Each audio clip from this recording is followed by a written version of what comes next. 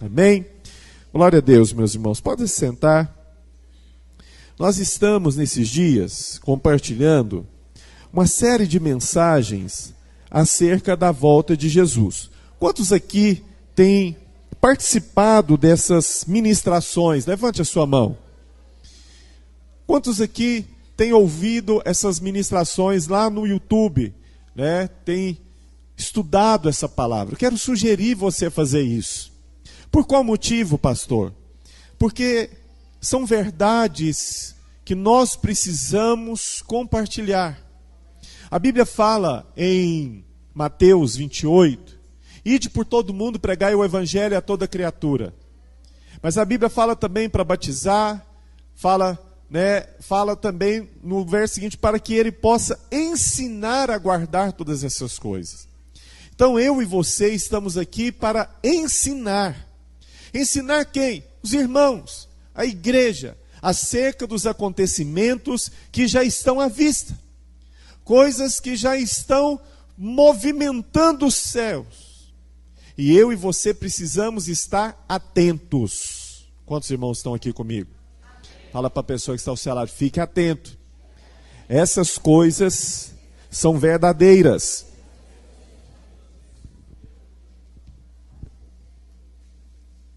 Durante essas semanas, nós temos falado a respeito da volta de Jesus. E eu falo para você que isso tem despertado algo no meu espírito, na minha casa. Esse é o nosso assunto. Essa, de fato, tem sido a nossa grande expectativa. Porque uma das características daquele que será arrebatado, nós vamos ver aqui hoje, é que ele anseia e ama a volta do seu Senhor. Se ainda não há essa expectativa no seu coração, se não há esse desejo no seu coração, se você não fala ainda dessas coisas, é porque você ainda precisa amadurecer. O Senhor virá para colher aqueles que estão maduros. E os maduros são aqueles que anseiam a volta do Senhor. São aqueles que estão apaixonados pela volta do seu Senhor, do noivo. Eu sou a noiva que aguardo pelo noivo. Eu já casei. E no dia do casamento, nas semanas ali que antecedem, há uma grande expectativa. Não é, Luana? E você não vê outra coisa a não ser casamento. Estava conversando com a seminarista aqui, Elaine. Cadê a Elaine? E ela estava me dizendo... Ah, pastor, o senhor deixa eu ir, ver uns negócios para o meu casamento? E eu falei assim, mas onde você vai? Eu falei, não, é um negócio porque nós temos um grupo aqui. Como é que é o nome do grupo? Das noivas? Hã? Noivinhas. Noivinhas BH. Eu falei, o que é esse negócio de noivinhas BH? Eu falei, não, pastor, é um grupo que tem, onde... uma vê um assunto sobre casamento, ela já posta, falou, olha, o vestido em tal loja está com promoção, e coloca lá e elas todas vão lá ver o negócio da promoção do vestido, e buquê, e flores, e tudo aquilo que está relacionado a casamento. Então veja bem, pergunta se você falar de algum outro assunto, ela vai dar ouvidos. O assunto que rege hoje o coração dela é casamento, sim ou não? Que de fato tem chamado a sua atenção? Em qual grupo você está? Porque há dois grupos. O grupo daqueles que anseiam a vinda do noivo e só fala de casamento. E há o grupo daqueles que não estão nem aí. Fala, não, vai acontecer, mas assim, não estou preocupado com isso. Pois deveria. Você deveria entrar no grupo das noivinhas do céu. Entra aí, vamos criar o grupo Noivinhas do Céu. Porque o Senhor Jesus está voltando. E nessa noite eu quero compartilhar com os irmãos 2 momentos acerca da volta do Senhor. Quantos momentos? 2 momentos. Curva sua cabeça nesse instante e peça luz do Espírito. Peça para que o Espírito Santo possa falar ao seu coração e encher o seu coração de uma grande expectativa sobre a volta do Cristo. Hoje é dia de ceia do Senhor. Hoje compartilharemos e assentaremos à mesa do Senhor. Por isso, que cresça essa expectativa acerca da volta do nosso Senhor Jesus, do nosso noivo. Pai, em nome de Jesus, encha hoje o nosso coração dessa expectativa. Vem com a tua graça, com o teu favor, com o teu fluir. Abra-nos os olhos para que possamos enxergar e ver que a volta do Senhor está cada dia mais breve. Por isso, ó Deus, como igreja, nós clamamos nessa noite, Maranata. Maranata, a hora vem, Senhor Jesus. Há um grande desejo no meu coração em chegar um dia em ser tomado pelo Senhor. E que esse dia seja hoje, em nome de Jesus. Encha hoje os nossos olhos, encha hoje o nosso coração com essa vontade, com esse desejo de almejar a sua volta, de estar com o Senhor, assentarmos à mesa com o Senhor e reinar com o Senhor nesse milênio, em nome de Jesus. Sabe, queridos, eu anseio pela volta do Senhor.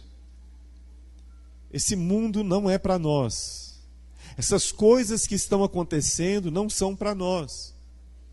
Mas a Bíblia fala que eu e você fomos colocados nesse mundo por um propósito. Deus tem um plano para mim e para você aqui. A Bíblia fala que nós somos luz do mundo. A Bíblia diz que eu e você somos sal. Nós viemos aqui para neutralizar as obras do inferno. Cada dia que passa você escuta coisas que trazem uma indignação terrível. Pessoas que tiram dinheiro da saúde, onde crianças, jovens, adultos, velhos morrem à míngua, enquanto eles vão desfrutar em grandes iates, viagens para o exterior, bebidas caríssimas, e não estão nem aí. Há uma grande indignação. E todas essas coisas deveriam ser um start para você de fato declarar: ora vem, Senhor Jesus. Pastor, por que essas coisas acontecem? Porque esse mundo jaz no maligno. Mas chegará o dia que o meu e o seu Senhor virá e reinará nessa terra com cedro de ferro. E eu e você, em nome de Jesus, estaremos com Ele. Veja bem, de modo geral, as pessoas têm uma visão genérica das verdades da palavra de Deus. De modo geral, essas pessoas dizem superficialmente que crentes que creem em Jesus, todos eles serão salvos e serão arrebatados. Isso é uma verdade, porém, de forma parcial. Quando você pega Romanos e diz que nós somos mais que vencedores, isso é uma verdade. Você é vencedor por estar em Jesus. Mas há uma separação. Você tem o vencedor legal e o posicional. Legalmente nós somos vencedores, porque nós estamos em Cristo. Mas posicional é aquele que desfruta de todas as vitórias que Cristo conquistou por nós na cruz. É aquele que tem uma identidade de quem de fato é em Cristo. Se você tem uma identidade em Cristo, você vai experimentar de todas essas vitórias. A palavra fala que Jesus disse que nós faríamos coisas maiores. Faríamos coisas que Jesus não fez. Jesus curou, libertou, ressuscitou. E a Bíblia fala que nós faríamos coisas maiores. Mas nós precisamos apropriar dessas verdades. É a mesma coisa, eu chego para você e falo assim: olha, esse carro é seu. E aí, está lá o carro, mas você fala: não, você está de curtição comigo, você está brincando, você é sério mesmo, você está falando que esse carro é meu, você está me dando um carro? Sim, é seu, toma aqui. Ah não, agora onde é que está a câmera? É pegadinha. Onde é que está filmando? É algum tipo de trollagem, como os jovens dizem? Não, filho, o Senhor já nos entregou todas as coisas. A Bíblia fala que tudo posso naquele que me fortalece. Veja bem, eu preciso entender hoje, compreender as verdades que o Novo Testamento traz ao nosso coração. Há verdades que a Bíblia já nos diz. E hoje eu quero mostrar para você essa compreensão clara que fala a respeito do arrebatamento. O arrebatamento, de fato, ele é para todos os crentes. Bom, os crentes que estão vivos podem, de fato, ser arrebatados. Pastor, mas mesmo os que ficarem, sim. Agora só me apertou. O arrebatamento, o senhor não diz que ele vai acontecer antes da grande tribulação? De fato, é verdade isso. Mas também aqueles que ficarem, eles serão arrebatados nos ares. É o que eu quero mostrar para você hoje. Quantos estão aqui comigo? Ótimo. Muitos estão vindo aqui pela primeira vez. Quantos estão vindo aqui pela primeira vez? Às vezes você nem sabe o que eu estou falando, né? O que é esse negócio de arrebatamento? Que negócio é esse? Só para trazer bem claro para você, arrebatamento será um evento, um momento, que a Bíblia diz que vai acontecer, onde o Senhor ele vai pegar, tirar da terra os crentes que a gente chama de vencedores. Será num piscar de olhos, vão desaparecer, serão tomados. Pastor, mas como assim? Isso. Mas serão todas as pessoas? Não. Alguns crentes.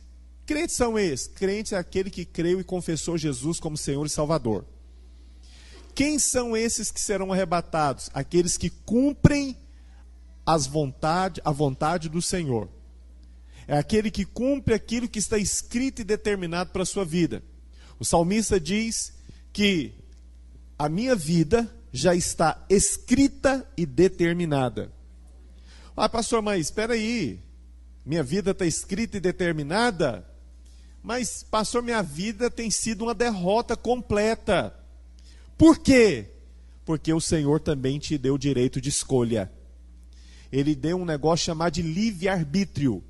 O que é isso? Você pode fazer de fato aquilo que está escrito e determinado para a sua vida, ou você pode fazer do jeito que você quer. Olha tanto que Deus é maravilhoso. Ele te deu o direito de escolha. Há pessoas, nós pregamos o Evangelho, mostramos a Jesus, mas há pessoas que não vão aceitar Jesus. Não querem Jesus. É um direito dela. O que vai acontecer com essas pessoas, pastor? Elas vão para o inferno. Mas o inferno foi feito para elas? Não. O inferno não foi feito para o homem. Mas ele está indo porque ele quer. É uma escolha. Os irmãos estão aqui comigo? Então veja bem. O arrebatamento, o primeiro deles, vai acontecer antes da grande tribulação. O que é a grande tribulação? A grande tribulação será um período de tempo de grande sofrimento, de grande agonia. E a Bíblia diz que nunca houve e jamais haverá um momento tão terrível quanto esse. Será um momento tão terrível, tão difícil, que a palavra fala que ele vai ter que ser abreviado, porque as pessoas nem salvas serão. Olha só, quanto isso é terrível. Agora, a grande tribulação não é para nós, não foi feita para nós, mas alguns ficarão nela. Alguns crentes passarão por ela. Então, um será antes da grande tribulação e o outro será após a grande tribulação, onde o Senhor vai pegar esses que ficaram e levará aos ares.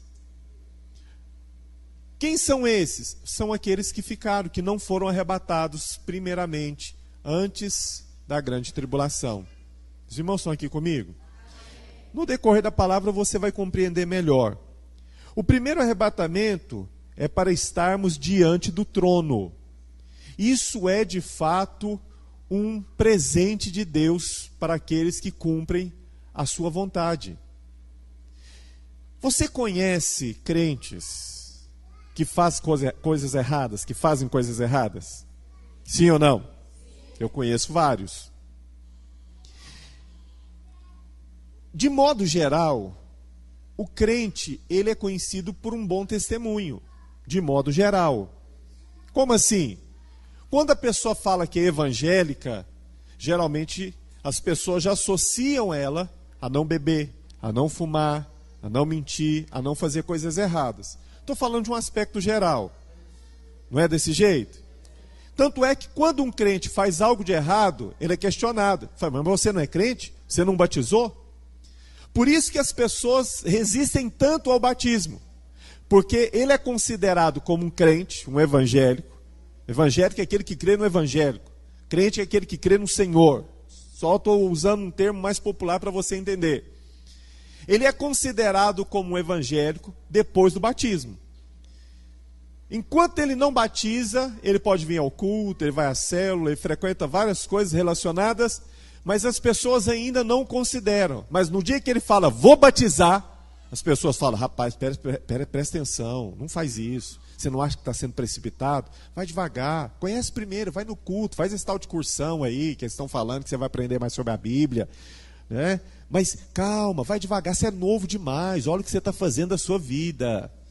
Você não acha que você deveria aproveitar mais a sua vida? Quantos já ouviram isso? Então, no dia que ele batiza, de fato aí muda o perfil. Se ele bebia e alguém vê ele beber, as pessoas vão falar, mas você não é crente? Você não batizou? Então, em geral, o crente ele tem esse bom testemunho.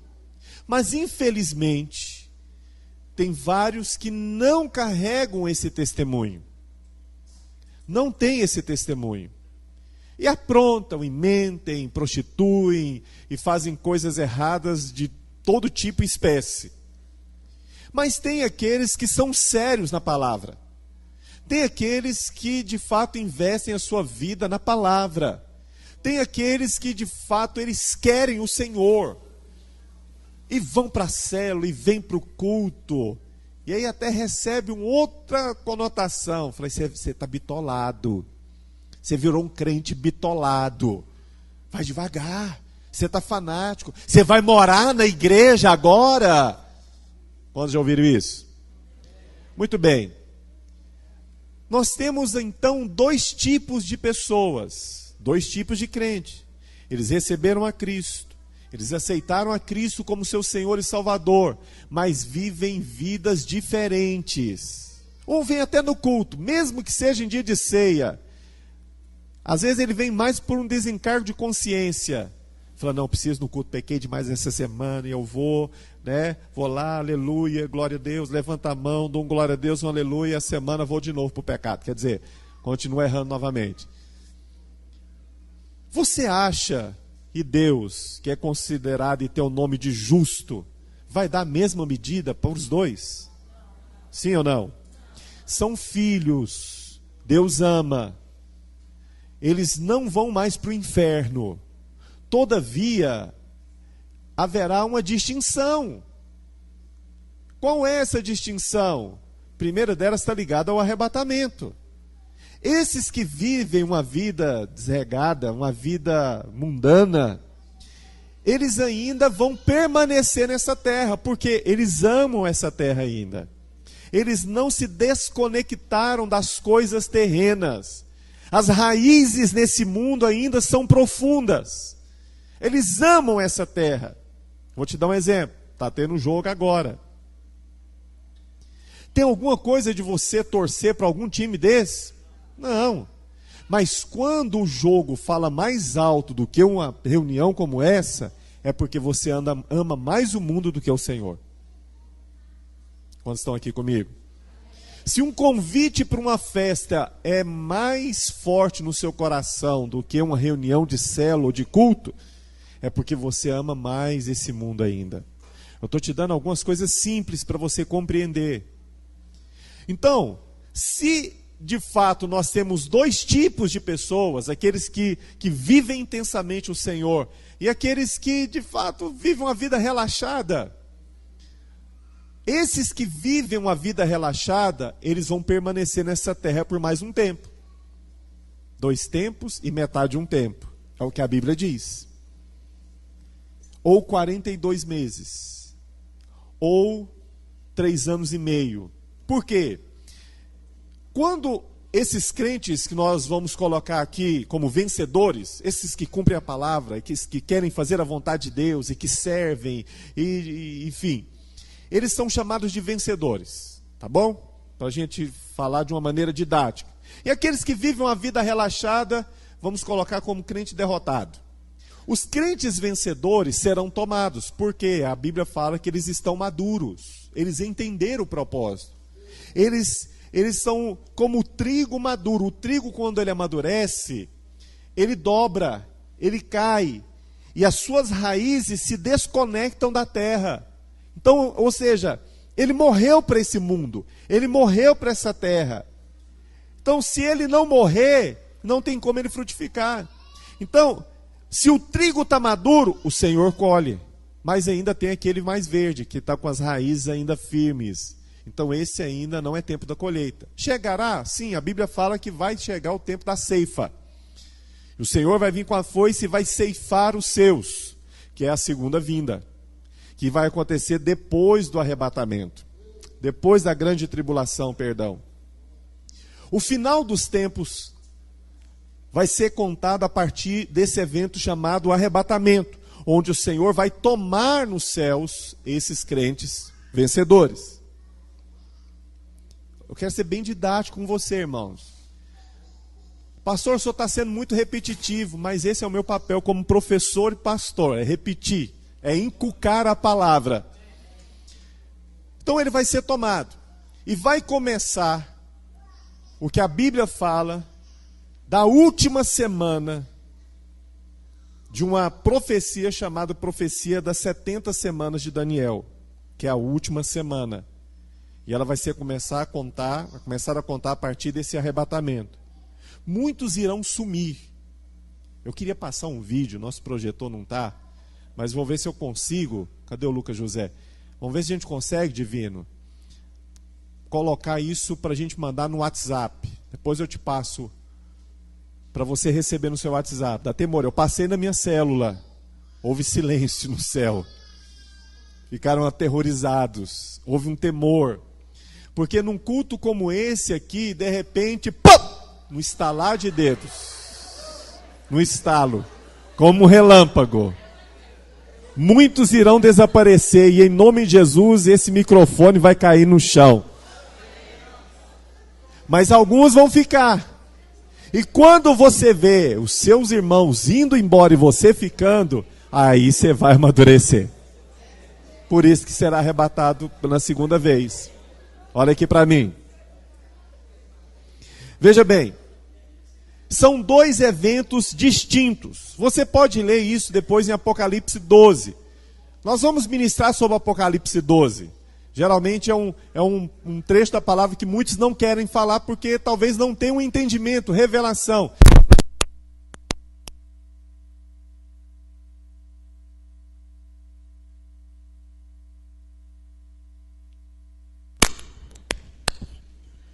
Você já tá, qualquer barulho você está achando que é o arrebatamento, né? Isso é bom, a Bíblia fala para você ficar apercebido, ficar atento, que pode ser desse jeito mesmo. Olha só, a Bíblia diz, lá em Apocalipse 12, eu não vou ler com você nesse instante, mas fala a respeito do filho varão que foi arrebatado ao trono. Esse arrebatamento acontece antes dos 1000 anos. Perdão.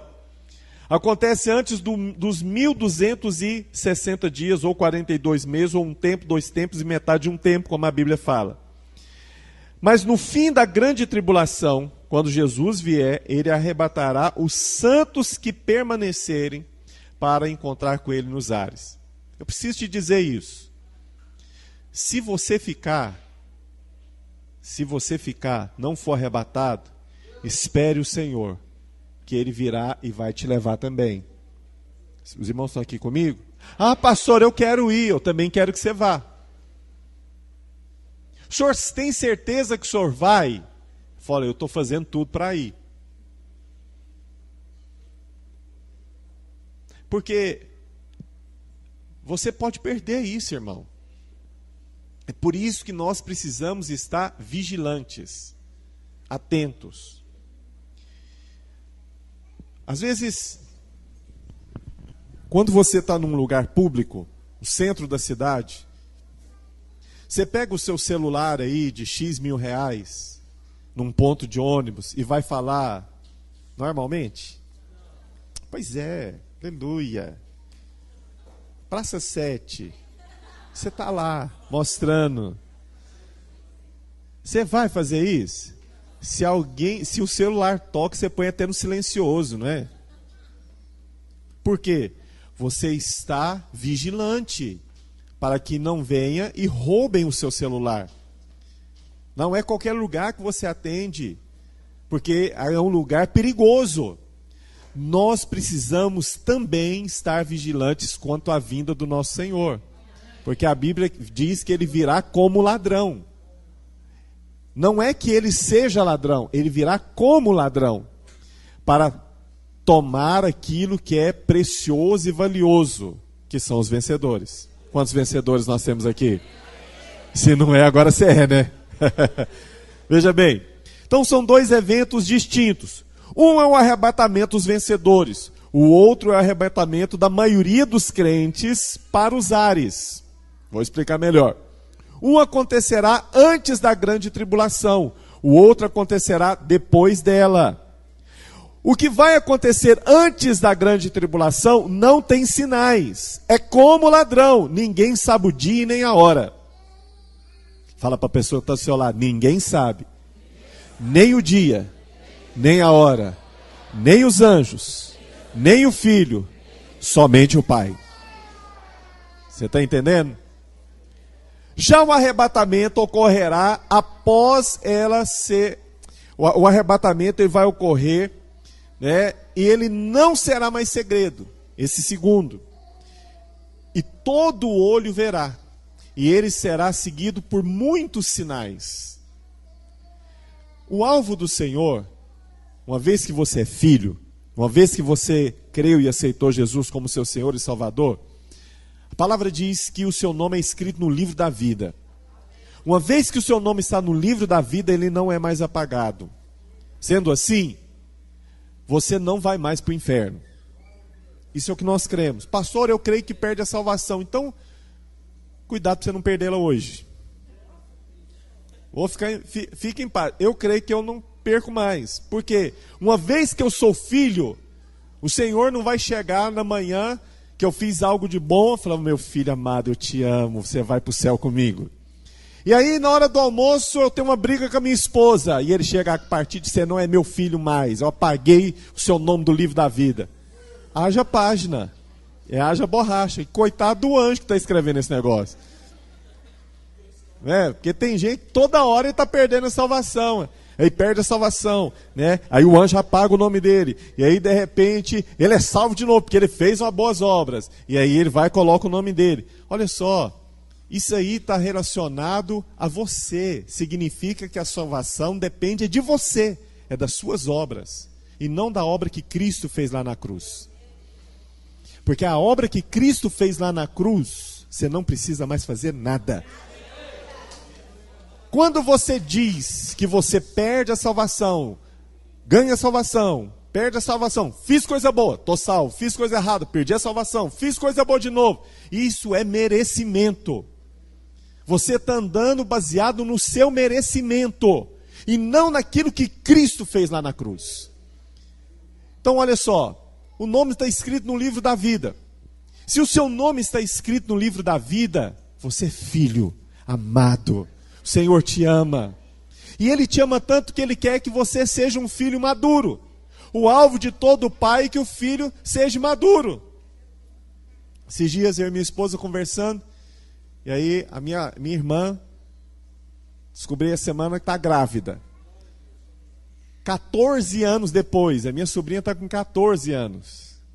E aí a Ludmila falou assim, nossa, você quer mais um? Eu falei, vai, se vier, acho bom. Falei, mas vou começar tudo de novo. Eu falei, é verdade, né? E aí, menino, depende de você de tudo.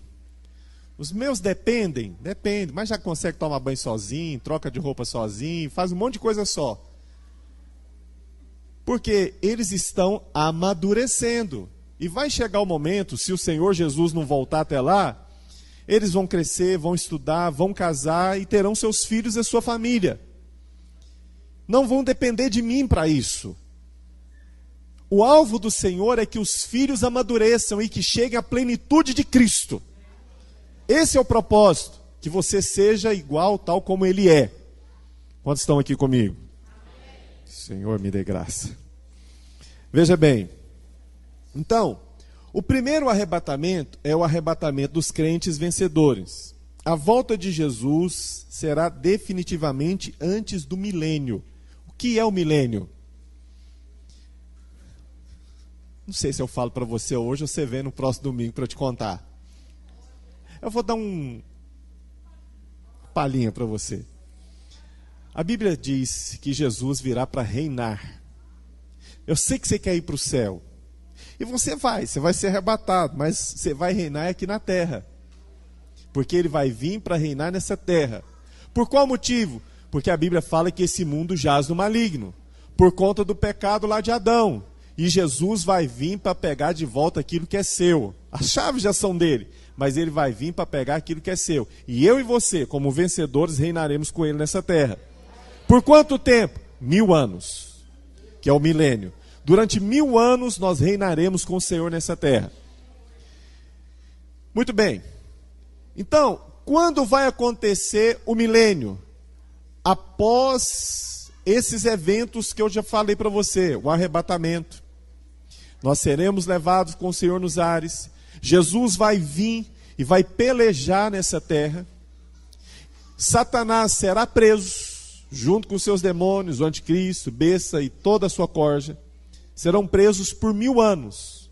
E nós iremos reinar, vamos colocar ordem nessa terra. Não é bem assim isso? Quem vai reinar com Cristo? Os vencedores. Quantos vencedores nós temos aqui? Olha só. Qual é a necessidade então disso, pastor, desse arrebatamento? A grande tribulação é de fato uma realidade bíblica. E certamente ela virá. Olha o que a Bíblia fala lá em Mateus 24, do 21 ao 22. Porque nesse tempo haverá grande tribulação, como desde o princípio do mundo até agora não tem havido e nem haverá jamais. Não tivessem aqueles dias sido abreviados, que dias são esses? Da grande tribulação. Ninguém seria salvo, mas por causa dos escolhidos, tais dias serão abreviados. Serão dias tão severos que eles precisam ser abreviados, porque não haverá salvação. Pastor, mas haverá salvação? Sim, porque durante a grande tribulação nós pregaremos o evangelho. Nós não, quem ficar. Eu não vou pregar, eu vou pregar aqui. Por isso que eu estou pregando para você hoje. Porque na tribulação eu não vou pregar. Eu vou estar com o Senhor no trono. Aleluia. Olha só. O dia da ira de Deus, meus irmãos, ele virá sobre todos os que habitam sobre a terra. Olha o que a Bíblia fala em Lucas 21, 34 e 35. Acautelai-vos por vós mesmos, para que nunca vos suceda que o vosso coração fique sobrecarregado com as consequências da orgia, da embriaguez e das preocupações deste mundo. E para que aquele dia não venha sobre vós repentinamente como um laço, pois há de sobrevir a todos os que vivem sobre a face da terra. Olha que coisa tremenda. A ira de Deus não é para você. Deus não ira com seus filhos, porque Cristo já tomou toda essa ira nele. Se você está em Cristo, você está livre da ira de Deus. Essa ira é para aqueles que não têm. Agora, irmãos vão ficar? Vão. Porque a Bíblia aqui nos exorta para você não ficar sobrecarregado. A Bíblia fala que o vosso coração não fique sobrecarregado com as consequências da orgia, da embriaguez e das preocupações deste mundo. Essa palavra é para crente. E orgia, embriaguez, como assim, pastor? Isso aqui, meus irmãos, vou tentar sintetizar de uma maneira muito simples. São pessoas que estão tão conectadas nessa terra que ela se sobrecarregam com as preocupações. Não anda mais pela fé. não crê naquilo que o Senhor pode fazer. Talvez você está aqui nesse momento pensando no boleto que você tem que pagar amanhã. E você não tem o dinheiro, mas você não creu que a provisão procede de Cristo. Que Ele é o Deus do sobrenatural. Que Ele pode fazer infinitamente mais do que tudo quanto você pede ou pensa. Segundo o seu poder que opera em nós, que é a fé. Se você crê que você é filho de Deus, não faltará absolutamente nada para você. Mas pessoas estão sobrecarregadas. O coração fica sobrecarregado e conectado. Ele está conectado nessa terra. Eu preciso fazer um concurso. Eu preciso passar naquela prova. Eu preciso ter um salário melhor. Eu preciso ter uma casa melhor. Eu preciso disso, eu preciso daquilo. Não! O que você precisa de fato é ter o descanso dos céus, que é Cristo. Ele está vindo para te buscar nesses dias. Mas se isso tem sobrecarregado o seu coração, vai permanecer por mais um tempo. Isso fala de raízes ainda profundas nesse mundo. Está conectado ainda nesse mundo. Então, olha só. Esse tempo, ele é o último selo, ou das 7 trombetas. A grande tribulação virá de forma repentina, abrupta, com as dores de uma mulher grávida de parto. A mulher, quando ela está próxima ali, a dor não avisa, vem de uma vez. Eu já acompanhei, minha esposa já ficou grávida 2 vezes. A dor vem de uma vez. Não vem lá um bip do médico, ó, prepara, porque daqui a meia hora você vai começar a sentir dor de parto. Quantas irmãs que já tiveram filhos podem confirmar isso? Ela vem de uma vez. Pega todo mundo de surpresa. Assim também virá essas coisas. A Bíblia fala que essas coisas virão quando estiverem falando de paz e segurança. Olha que a palavra fala em 1 Tessalonicenses 5:3. Quando andarem dizendo paz e segurança, eis que lhes sobrevirá repentina destruição, como vem as dores de parto a quem está para dar à luz. E de nenhum modo escaparão. O tempo, ele está extremamente curto. O tempo está extremamente curto. Pastor, o que eu preciso fazer então? Deixa eu só adiantar aqui. A Bíblia diz que de fato há uma promessa para mim e para você. Existem promessas de que podemos nos livrar dessas perseguições e angústias. Olha aqui, a grande tribulação não é para o crente. Mas a palavra fala que Satanás virá com grande cólera, com grande ira e furor para perseguir os crentes. O que irá acontecer com os crentes que ficarem, pastor? Muitos deles, talvez a maioria, vão morrer. Porque não terão como comprar, não terão como trabalhar, não terão onde morar, não terão como comer. Vai precisar de pessoas para ajudar. Muitos morrerão e eles terão que negar o nome de Cristo para receberem a marca da besta. Pastor, mas os crentes vão receber a marca da besta? Não. Presta atenção no que eu estou te dizendo hoje. Coloque-se nesse dia. Você está aqui num culto. Todo mundo é arrebatado e você fica. Você já vê de fato a palavra se cumprindo. Você acha que você vai viver a vida que você vivia como antes, meu irmão? Você sabe que agora começou uma contagem de 7 anos. E você verá paz durante 3 anos e meio, onde o anticristo fará um acordo com Israel. O templo será reconstruído. Você vai ver todas essas coisas. Você vai ver de forma literal a palavra se cumprindo. Mas com 3 anos e meio, ele vai se assentar no trono, lá no templo, lá em Israel, em Jerusalém. E esse acordo será quebrado. E aí iniciará essas 42 semanas. 1 tempo, 2 tempos, metade de 1 tempo. Ou 1.260 dias, ou 3 anos e meio. De grande perseguição e dor, que é a grande tribulação. E ele virá contra os crentes. Eles virá contra os eleitos. Entende? Então, se você for pego pela polícia e vai falar, você tem que negar Jesus. Você vai negar Jesus? Não vai. Não vai. Tenho certeza disso. Se de fato nasceu de novo, não vai negar.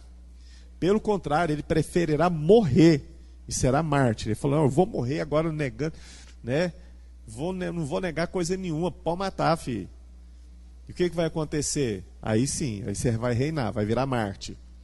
Muito bem. Há uma promessa.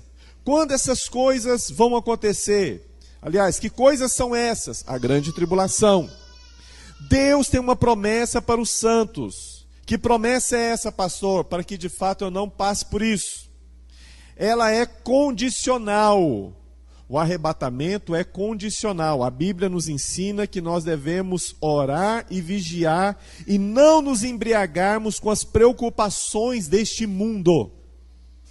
Pastor, significa que eu não posso então fazer um concurso ou trabalhar? Não estou dizendo isso para você. Você vai fazer todas essas coisas, mas o seu coração não vai estar ali mais. Você vai trabalhar, mas o seu coração não está ali. Você está ali para ser ministro, você está ali para pregar o evangelho, você está ali para ser canal de Deus. Você não está ligado mais. Se havia aquela paixão por aquele trabalho, você não tem mais. Esses dias, tem um amigo, médico, servo de Deus. E sempre quando você conversava, ele, falava da medicina, da área dele. A boca dele enchia, você via mel escorrendo, aquele negócio apaixonado pela medicina, pela área dele. E recentemente nós estivemos lá, vamos fazer uma consulta com ele. Ele falou, pastor, tenho tudo que eu quero. Tenho a casa que eu queria, que eu sempre sonhei. Está vendo? Minha clínica, tudo. Tenho estabilidade financeira. Eu tenho reconhecimento profissional. E começou a chorar. Falei, pastor, nada disso tem importância. Eu quero o evangelho. Quero pregar o evangelho. Veja bem, ele desconectou daquilo ali. Até então, ele estava conectado. Onde você está conectado hoje, filho? Onde as suas raízes estão de fato fixadas? Para sermos arrebatados, nós temos que cumprir algumas condições. E eu quero ativar a equipe de servos aí para nós ceiarmos hoje. Primeira coisa, nós devemos estar acordados enquanto outros estão dormindo. A Bíblia diz que haviam 10 virgens. Olha aqui para mim, só por um instante, é só a equipe de servos. Haviam 10 virgens. 5 dessas virgens, a Bíblia fala que elas eram nécias, imprudentes, relapsas. E outras eram prudentes. Essas imprudentes levavam a vida de qualquer jeito. Elas tinham a lâmpada, elas tinham azeite, mas não era o suficiente. Não basta simplesmente ser salvo. Não basta simplesmente você ter a lâmpada, que é o Espírito, e ter o óleo, que é o Espírito Santo. Você precisa ser cheio do Espírito. Você precisa ter uma vida cheia do Espírito. Você deve buscar o Senhor. Segundo, temos de nos preservar das orgias, da embriaguez, dos cuidados dessa vida e guardar a palavra da perseverança. O que tem chamado mais a sua atenção? Você sai de férias, você esquece de Cristo. Você sai de férias e vai fazer coisas que você fazia no passado. É porque você não está vigiando. Esse mundo é muito atrativo para você ainda. O mundo é bom, irmãos. Tem coisas muito boas aqui, mas elas não devem ganhar mais o seu coração. Elas são passageiras. E muitas vezes, uma cilada do inimigo para impedir você de reinar com Cristo. Terceiro, todos os crentes, de fato, estão vigiando? Você acha que todos estão vigiando? Sim ou não? O que é vigiar? É orar, é buscar, é estar atento. O pecado, quando vem, como é que você faz? Você olha para ele, você faz igual o Sansão, que vai lá cheirar a uva, que vai se arriscar, fala, não, pastor, já venci esse negócio. A Bíblia fala que Sansão era um nazireu, ele não podia tocar em coisa morta, mas ele brincava com o pecado. E aí tinha um mel dentro de uma carcaça de um leão, ele vai lá todo cuidado e pega, arriscando. Ele não podia tomar da uva e nem das coisas da uva. E ele chegava lá nas videiras, nas parreiras, e ficava cheirando uva. Eu me lembro de uma vez, de um exemplo do pastor Naor, que ele disse o seguinte: filho, se você não pode comer pizza, o que você vai fazer perto de uma pizzaria? É o jovem que às vezes fica brincando com o pecado. É só um beijinho. O que é isso? Eu sei me controlar. É porque ele não leu o versículo que fala que na minha carne não habita bem nenhum. Você tem que vigiar. Cada um aqui tem um teto de vidro. Cada um. Eu tenho um teto de vidro, você tem um teto de vidro, que é aquele negócio que qualquer coisinha você pode cair nele. Qualquer coisinha. Por isso você tem que estar vigilante. Se você estiver caminhando e você vê um teto de vidro, você vai cortar a volta, você vai fazer igual José, você vai correr, você não vai ficar. Se o cigarro ainda te atrai, para que você vai ficar perto de alguém que fuma? Se a droga ainda te seduz, por que você vai conversar com os amigos que mexem com isso? Se a bebida um tropeço na sua vida, o que você vai fazer num bar? Vai comprar uma Coca-Cola na padaria, filho. Mas você tem que ir no boteco onde você bebeu a sua vida inteira. Teto de vidro. Presta atenção. Vencedores são aqueles que vigiam. Qualquer um está sujeito à queda. Qualquer um está sujeito à queda. Deus lhe perdoa? Sim. Deus vai te levantar? Sim. Mas pode ser que o dia da sua queda é o dia da volta do Cristo. A questão da vitória não é como você começa, mas é como você termina. O cara, ele pode correr aquela corrida inteira na frente de todo mundo. Chega no final, ele olha e tem uma distância considerável, ele vai correr de costa. Ele vai brincar com a vitória. Ele tropeça e cai, e é que talvez aquele último vai e passa por ele. Nós precisamos vigiar nesses dias. O que de fato tem chamado a sua atenção? É o celular? É a internet? É o Facebook? São as redes sociais? Desliga, desconecta disso. Ah, pastor, eu não sei viver sem essas coisas. Não, você não entendeu ainda. Se você não consegue viver sem essas coisas, é porque você está com raízes profundas nesse mundo. Se o arrebatamento for hoje, sinto muito, você não vai. Só vai aquele que se desprendeu das coisas do mundo. Você pode ter Facebook, Twitter, Instagram, o que for. Não tem problema nenhum. Se você tem celular, você está feliz. Se não tem, você está feliz do mesmo jeito. Mas se não consegue ficar sem um tempo sem isso, é porque você está muito apaixonado por ele ainda. Você está apaixonado pela coisa errada. Você tem que estar apaixonado pelo Senhor. Aquele que é apaixonado pelo Senhor, ele anseia a sua vinda. Todos os dias ele fala: ora vem, Senhor. Senhor, não me deixe terminar o meu dia nessa terra, me busca logo. Essa terra não foi feita para mim. Eu posso até voltar, mas eu vou vir com o Senhor. Eu quero vir com a minha família inteira. Esses dias eu tenho viajado muito. É uma bênção.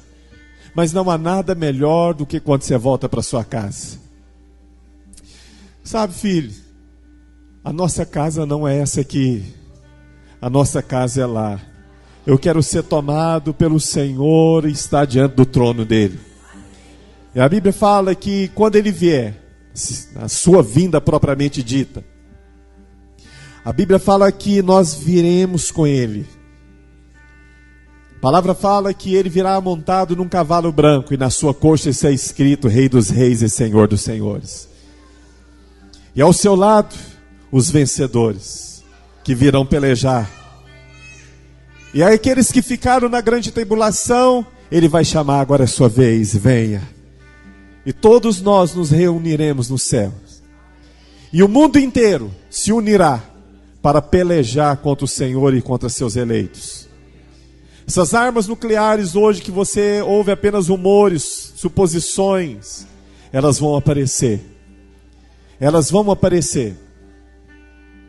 A palavra céu, se não fala a memória no grego, é urânio.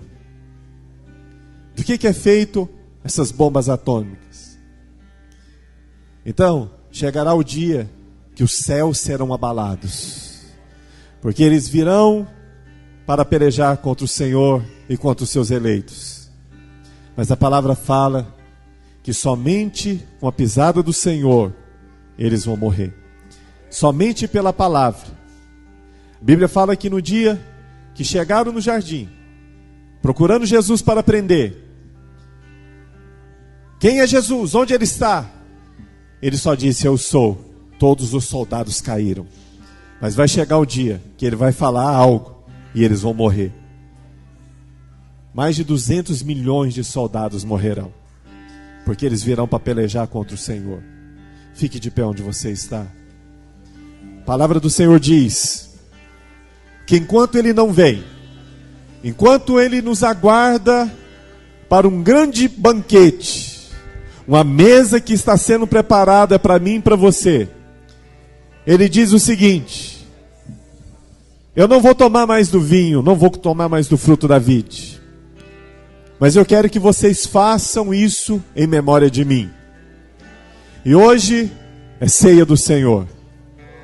Hoje nós vamos beber do vinho e comer do pão, comer da sua carne e beber do teu sangue.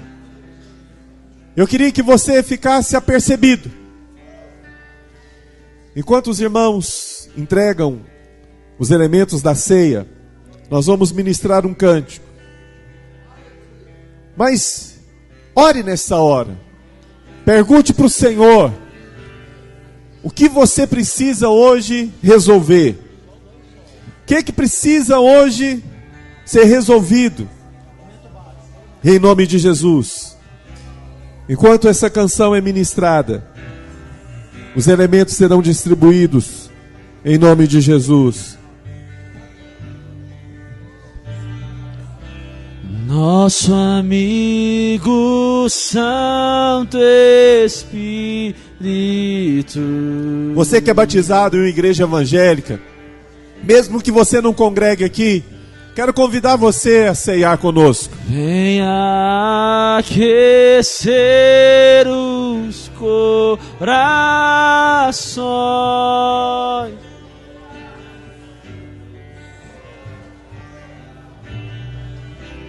Vem com cura e todo o seu poder.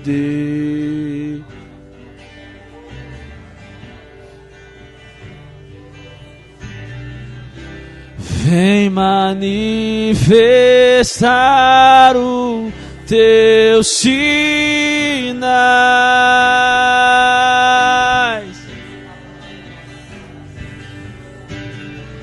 O que dizer, o que fazer quando ele vem aqui? Mais que ser bem-vindo, nós te desejamos outra vez aqui. O que dizer, o que fazer quando ele vem aqui? Mais que ser bem-vindo, nós te desejamos outra vez aqui. Quero mostrar para você, para nós ceiarmos, 4 condições que nós precisamos ter para sermos arrebatados.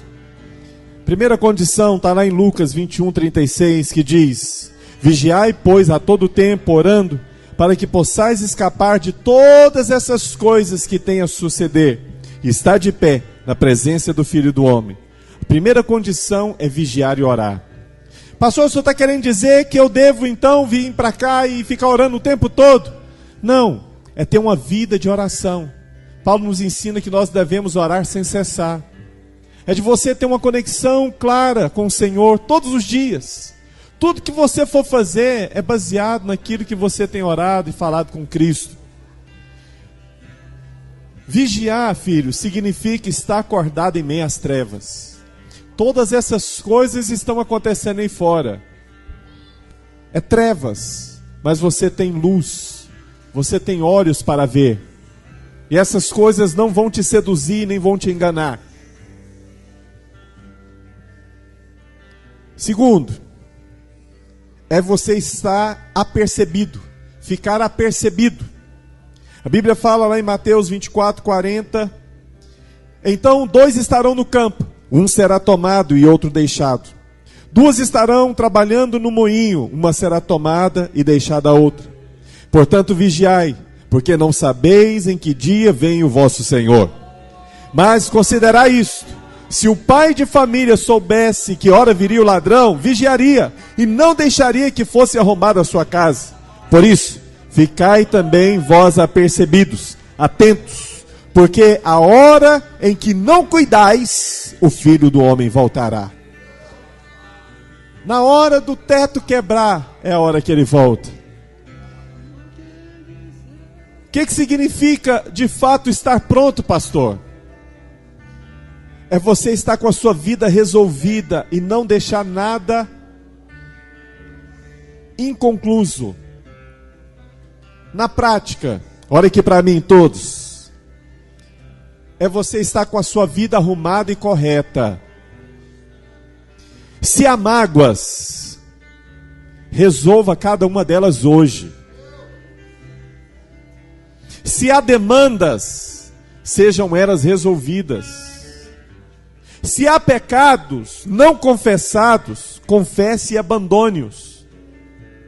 Procure estar pronto para encontrar com Deus. Você brigou com a sua esposa? Resolva hoje. Você brigou com o irmão? Resolva hoje. Peça perdão. Pastor, mas foi ele quem errou. Pois é, a característica do vencedor é sofrer o dano.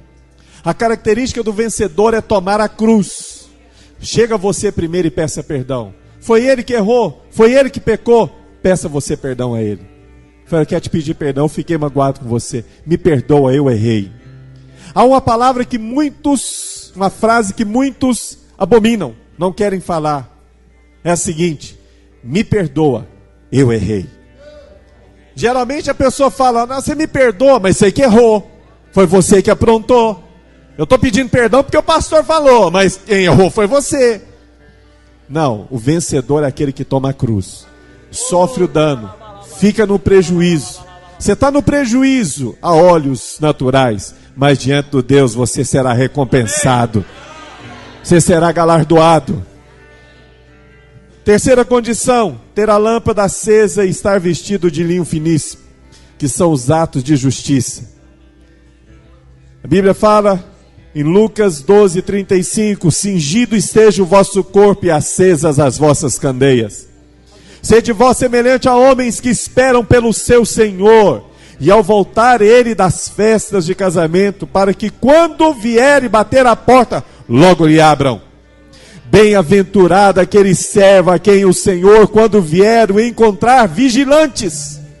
E em verdade vos afirmo, que ele há de cingir-se e dar-lhes lugar à mesa, e aproximando-se o servirá. Quer ele venha na segunda vigília, quer na terceira, bem-aventurados são aqueles que assim os achar. Verso 39 de Lucas 35. Sabei, porém, isto: se o pai de família soubesse que hora viria o ladrão, vigiaria e não deixaria de roubar a sua casa. Ficai também vós apercebidos, porque a hora em que não cuidar do Filho do Homem chegará. Quarta condição e última, é a condição de amar a vinda do Senhor. 2 Timóteo 4:8 diz: já agora a coroa da justiça me está guardada, a qual o Senhor, reto juiz, me dará naquele dia, e não somente a mim, mas também a todos quanto amam a sua vinda. Amar a vida do Senhor é ter um coração, um desejo ardente em estar com Ele. Sabe, quando eu estava me preparando para casar com a Ludmila, eu sonhava no dia, nós temos a nossa casa, de sairmos de lua de mel, no dia do nosso casamento. Havia um grande e ardente desejo de estar com ela. E ela sabe que eu a amo muito. Mas eu falo para você, hoje eu amo e anseio a vinda do Senhor. Eu não conheci o Senhor ainda. Tanto eu quanto ela. Nós amamos e ansiamos a vinda do nosso Senhor. De estar com Ele naquele dia. A Bíblia fala em Apocalipse 3:10. Porque guardaste a palavra da minha perseverança, também eu te guardarei na hora da provação, que há de vir sobre o mundo inteiro, para experimentar os que habitam sobre a terra. Sabe, filho, quando você ama o Senhor, você vai ser preservado dessas coisas. Elas não são para mim e para você. Pastor, então o que eu devo fazer? Seja vencedor. Seja vencedor, ame a vida do seu Senhor. E hoje nós vamos celebrar a ceia do Senhor. É um sinal de que nós amamos a Ele. Ah, pastor, eu não sou batizado ainda. E por que você não batizou ainda? Por que você ainda não tomou essa decisão? Ah, pastor, eu não sei, parece que é cedo demais. Não, cedo está sendo a volta do Senhor. Isso sim é cedo. Isso sim é cedo. E como você vai estar nesse dia? Eu quero fazer uma oração para você hoje, para nós celebrarmos a ceia. Diga assim comigo: Senhor Jesus, nessa noite, eu anseio a sua vinda, mas antes, eu recebo como meu único e suficiente Senhor e Salvador. Diga assim: eu creio e confesso que sou pecador, mas declaro que Jesus Cristo é o Filho de Deus, que abriu mão da sua glória para viver e morrer como homem, dando a sua vida por mim e derramando todo o seu sangue para me salvar. Nesta noite eu recebo a salvação de Deus em nome de Jesus. A Bíblia fala, erga o seu cálice nessa hora, que esse é o sangue da nova e da eterna aliança. Por causa desse sangue derramado, hoje simbolizado por esse vinho, eu e você temos acesso à salvação. A porta nos abriu para reinar com Cristo através da salvação de Deus. E a Bíblia diz que o sangue de Jesus é o sangue que nos redime. A palavra redimir significa comprar de volta aquilo que é seu. Significa que você, de fato, era do Senhor, foi criado por Ele, mas o pecado te roubou. O diabo veio e roubou. E Ele colocou um preço, e Jesus pagou esse preço, a preço de sangue, em nome do Senhor. Erga o cálice nessa hora e diga assim comigo: Senhor Jesus, através do teu sangue, eu fui lavado, remido, transformado. Através do teu sangue, eu tenho acesso à aliança. Eu sou fruto do seu amor. E por conta desse amor, hoje, eu tenho a oportunidade de reinar com o Senhor. Diga assim: eu creio que a revelação do teu sangue sobre a minha vida me abrirá os olhos para ser achado naquele dia como um vencedor e ser tomado, arrebatado aos céus para estar com o Senhor diante do trono e de toda a eternidade. Aleluia. A Bíblia diz em Isaías que pelas suas pisaduras nós fomos sarados. E por amor a mim e a você, Ele se deu. A palavra fala no livro de João que Deus, por amor a nós, Ele deu o seu único filho. E a palavra fala que esse filho padeceu, morreu, para que eu e você tivéssemos vida. houve uma troca. Ele entregou a sua vida e tomou de nós a nossa morte. A palavra fala que todo o pecado foi cravado em Jesus na cruz. Significa que toda maldição que assolava a sua vida, que perseguia a sua casa de geração em geração, Ele tirou de você e colocou nele. A palavra diz que pelas suas pisaduras nós fomos sarados. Cada uma daquelas chibatadas e chicotadas, cada uma daquelas feridas abertas, o Senhor estava dizendo, vale a pena. Vale a pena. Hoje eu estou removendo a maldição dos meus filhos. Hoje eu estou removendo toda doença, toda tristeza, toda angústia, toda ansiedade, toda depressão. Por isso, ao comer hoje o corpo do Senhor, não há mais nada de mal sobre a sua vida. Levante o pão nessa hora e diga assim comigo: Senhor Jesus, nessa noite, como um grande memorial, ansiando e aguardando, com grande desejo e expectativa pela sua volta, eu te dou graças, pois pelas suas pisaduras eu fui sarado. E nesta hora eu declaro que nenhum mal, nenhuma enfermidade tem poder, autoridade ou ação sobre a minha vida e sobre a minha casa. A tua palavra diz que nenhuma praga chegará à minha tenda, à minha casa, porque a minha casa, a minha vida foi ungida pelo sangue do Senhor. Diga-se, através do teu corpo, hoje, ao comer dele, eu como vida, cura, restauração, restituição e abundância de vida e de alegria em nome de Jesus. Aleluia, aleluia.